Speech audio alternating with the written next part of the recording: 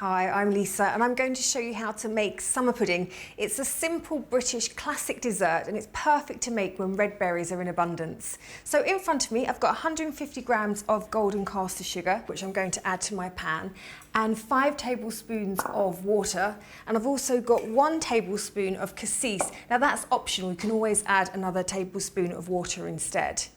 I'm going to get my pan on a low heat and slowly dissolve the sugar. And once it's completely dissolved, I'm going to turn the heat up and reduce it down so it becomes thick and syrup-like. Now this is going to take around 6 to 7 minutes.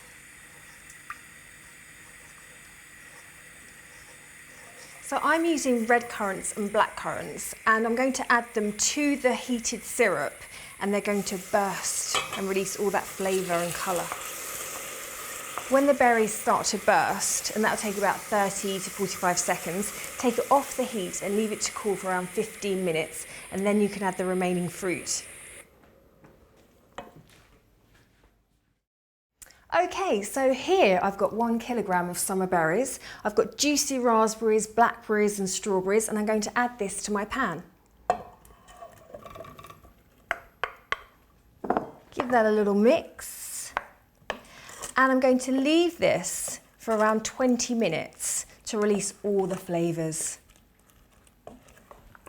So whilst that's doing its thing, I'm going to line the pudding basin. I've got 8 slices of farmhouse bread, and I'm going to cut the first slice into a square and line the bottom, and then I'm going to fan the remaining slices around. Just going to push that down so it's nice and firm. And I don't really want any gaps, so you can gently push it down and fan it round. And if you have any excess at the end, that's fine because we can trim that. All the way around, pressing it down as you go so it's nice and secure. If you've got any gaps, use some of your bread just to patch it up. I've got a slotted spoon which I'm going to spoon in the fruit. And in between I'm going to compress it down because it needs to be quite compact.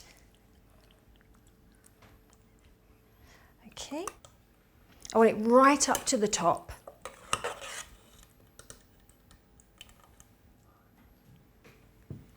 And push it down. It's really important you push it down. So what I'm going to do now is grab a spoon and drizzle some more of the juice on top. Just a couple of tablespoons.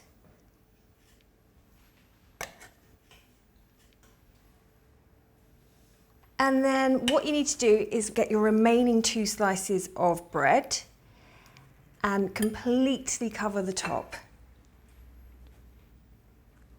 So this needs to chill in the fridge for around 5 hours. Before I do that, I'm going to fit a saucer on top,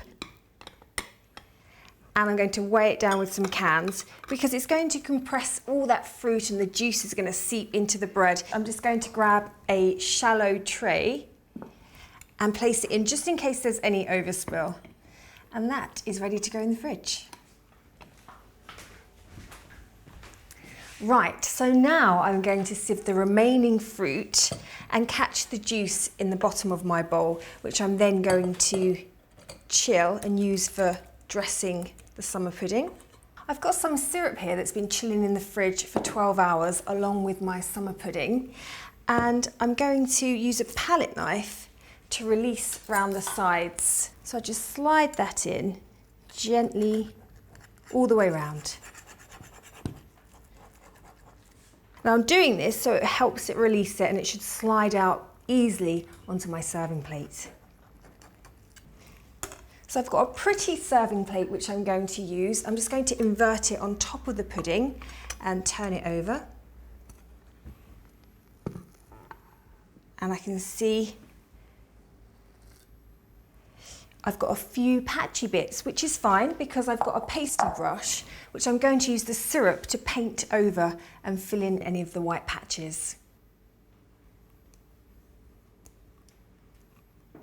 What you can do for a really indulgent surprise is add a big dollop of clotted cream in the middle, but do make sure the fruit is completely cooled first.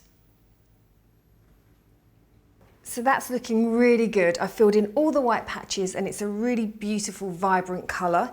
Now I'd like to spoon over some of the fruit.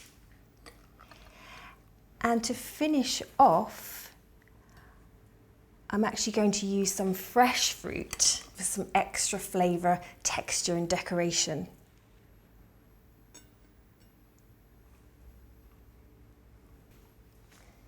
So there you have it, summer pudding bursting with seasonal fruit, absolutely delicious.